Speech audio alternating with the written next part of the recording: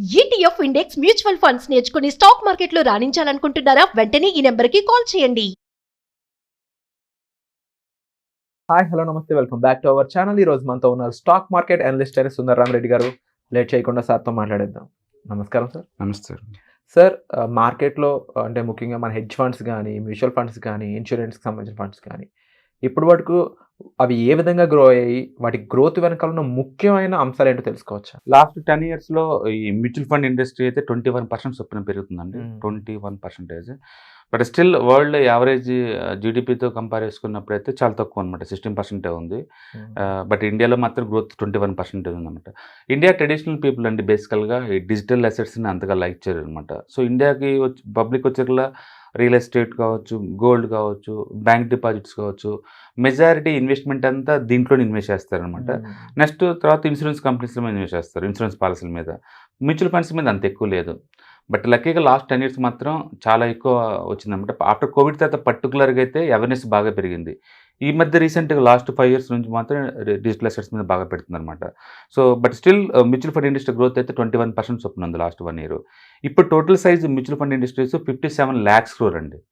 57 లక్షల కోట్లు అనమాట సైజ్ ఇది. ఓకే.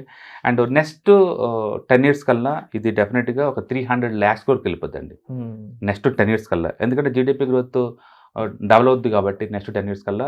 అండ్ ఇప్పుడున్న 57 లక్షల కోట్లు కడితే ఆల్మోస్ట్ 300 లక్షల కోట్లు అయ్యే ఛాన్స్ ఎక్కువ ఉందన్నమాట.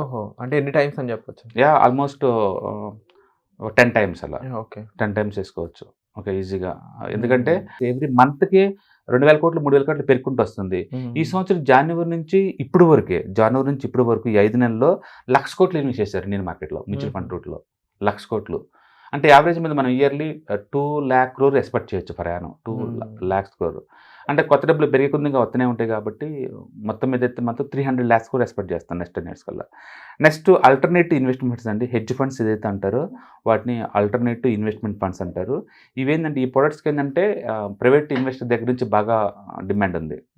సో ఈ బేసికల్గా ఈ మ్యూచువల్ ఫండ్స్లో ఏంటంటే మనం 100 రూపాయలతో కూడా ఎస్ఐపి చేసుకోవచ్చు.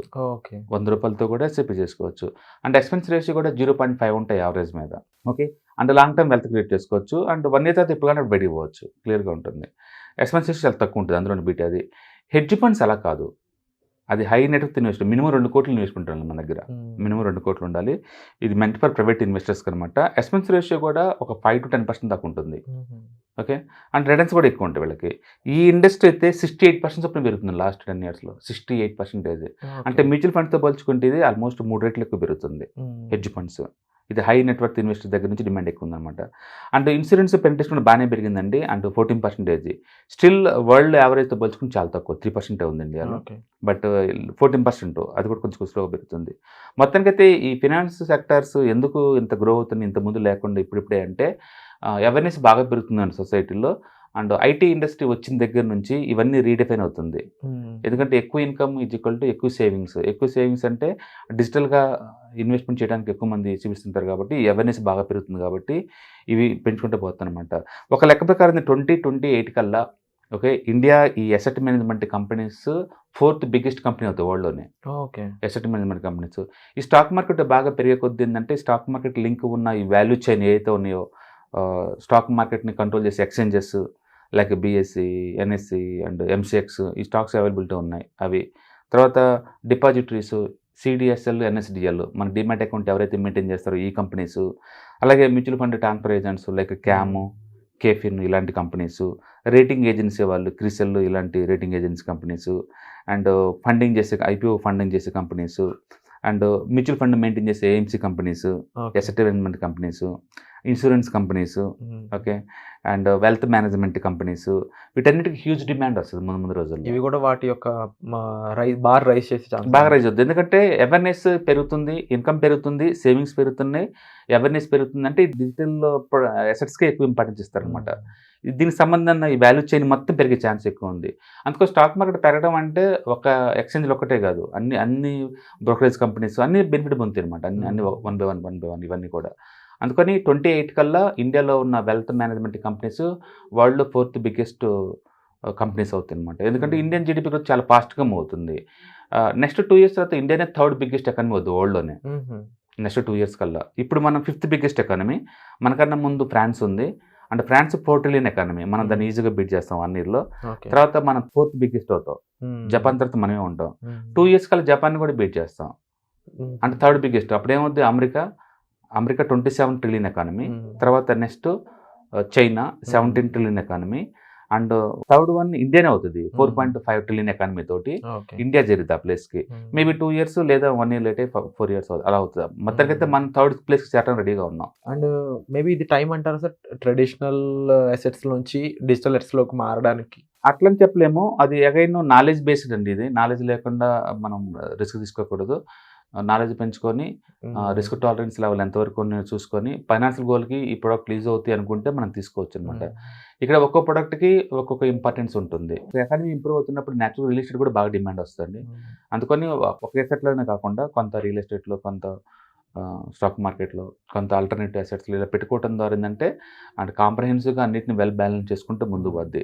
ఏదైనా ఫైనాన్షియల్ గోల్స్ ఇంపార్టెంట్ అండి. మీ గోల్స్కి ఇది రీచ్ అవుద్ది అనుకుంటే డెఫినెట్గా తీసుకోవచ్చు. కాబట్టి stock markets easy to operate అనమాట. చిన్న మొబైల్ ఫోన్ నుంచి కూడా ప్రపంచంలో ఏదో ఒక మూల కూర్చొని మనం మ్యూచువల్ ఫండ్లో ఇన్వెస్ట్ చేసుకోవచ్చు, అండ్ ఇన్సూరెన్స్ పాలసీలు కొనుక్కోవచ్చు, అండ్ స్టాక్స్లో కొనవచ్చు, ఎప్పుడు కావాలంటే ఇప్పుడు అమ్మేసుకోవచ్చు. రిస్ట్రిక్షన్స్ ఉండవు అనమాట. ఈ ఆన్లైన్ కేవీసీ వచ్చిన కాడి నుంచి ఇది ఈజీ అయిపోతుంది. అందుకని ఈ ప్రొడక్ట్స్ ముందు రోజులు ఇంకా స్టేబుల్గా ఇంకా ముందు రిటర్న్స్ ఉంటాయి తప్ప ఇక ఇంకిపోయే పరిస్థితి లేదు. అందుకని ఇండియాలో ప్రతిదీ గ్రోత్ ఓరియంటెడే. ఇంతకుముందేమో ఇన్ఆర్గానిక్లో ఉండేది, ఇప్పుడంతా ఆర్గానిక్గా మారిపోతుంది అనమాట. అండ్ ఒక స్ట్రక్చర్ కూడా క్రియేట్ అయిపోయి ఉంది. యా, ఎప్పుడైతే ఈ మనీ డిమానిటైజేషన్ అయిపోయిన తర్వాత జనాలు స్లోగా డిజిటల్ మనీకి అలవాటు పడ్డారు. ఇప్పుడు ఈవెన్ చాయ్ కూడా ఫోన్పేలో పే చేస్తూ ఉన్నారు. అంతగా అలవాటు అయిపోయారు. రాను అంటే ఇంకా క్యాష్లెస్ సొసైటీకి మారుతాం అనమాట. అప్పుడు గవర్నమెంట్కి ట్యాక్సేషన్ ఇన్కమ్ పెరుగుతుంది, మనకి కంఫర్ట్గా ఉంటుంది కాబట్టి ట్రాక్ చేయడం కూడా ఈజీ అవుద్ది. కాబట్టి ఇప్పుడు ఇది అవుతుంది. ఊహించుకోండి, ఒకప్పుడు పల్లెటూరులో ఏ షాప్స్ కూడా ఫిజికల్ కరెన్సీ తప్ప ఏం లేవు. అక్కడ ఎక్కడ వచ్చేది కాదు. ఇప్పుడు క్లియర్గా వాళ్ళ బ్యాంక్ అకౌంట్లో ఎంత ఉందనేది ఇక్కడ ఢిల్లీలోకి వచ్చిన గవర్నమెంట్కి అర్థమవుతుంది. పల్లెటూరులో ఉన్న ఏ ఎక్కడైనా పురుగుకి ఎంత దాచుతుంది అనేది. దానివల్ల ఏంటంటే వాళ్ళు ఫార్మల్ ఎకానమీలో జాయిన్ అయ్యారు అఫీషియల్గా. ఇప్పుడు వాళ్ళకి అప్పుడు లోన్లు ఇటు ఈజీ అవుద్ది బ్యాంకర్స్ కూడా. ఎందుకంటే ఇంతకుముందు నీ నెట్వర్క్ ఎంత నాకు అర్థం కాలేదు, బట్ ఇప్పుడు నీ బ్యాంక్ బ్యాలెన్స్ చూస్తే నాకు అర్థం అవుద్ది. నీకు పర్సనల్ లోన్స్ ఇస్తారు, అండ్ వెహికల్ లోన్స్ ఇస్తారు, అండ్ హౌసింగ్ లోన్స్ ఇస్తారు. ఇప్పుడు కొత్తగా ఫార్మల్ ఎకానమీలో జాయిన్ అయ్యారు కాబట్టి అట్లా మన బ్యాంక్ అకౌంట్లోకి మనీ వచ్చిందని పెట్టేసి మనకి పేయింగ్ కెపాసిటీ అర్థం అవుతుంది అవతలకి అనమాట. తద్వారా అందరు ఫార్మాలిటీకి వచ్చింది అనమాట, ఒకప్పుడు ఇచ్చేవాళ్ళు కాదు. అందుకని ఇప్పుడు రానంటే ఈ క్రెడిట్ కార్డ్ బిజినెస్లు ఇవన్నీ కూడా రూరల్ ఇండియా దాకా బాగుతాయి అనమాట అందరికీ. తద్వారా ఏంటంటే అర్జెంటుగా అమౌంట్ కావాల్సిన వాళ్ళు మనం వాడుకోవచ్చు అనమాట. మొత్తానికి ఏదైనా కావచ్చు. డిజిటల్ ఇండియాలోకి మనం ఎంటర్ అయ్యాము. అండ్ ముందు రోజుల్లో డిజిటల్ అసెట్స్కి బాగా ఇంపార్టెన్స్ వస్తాయి, ఎందుకంటే ఈజీగా మేనేజ్ చేసుకోవచ్చు కాబట్టి. ఓకే, సో 28th కల్లా మన 4th బిగ్గెస్ట్ ఎకానమీ అవబోతుంది. Thank you so much sir, and thank you so much for the good news. Right. Suman టీవీలో మీ పర్సనల్ అండ్ బిజినెస్ ప్రమోషన్స్ కోసం కింది నెంబర్కి కాంటాక్ట్ చేయండి.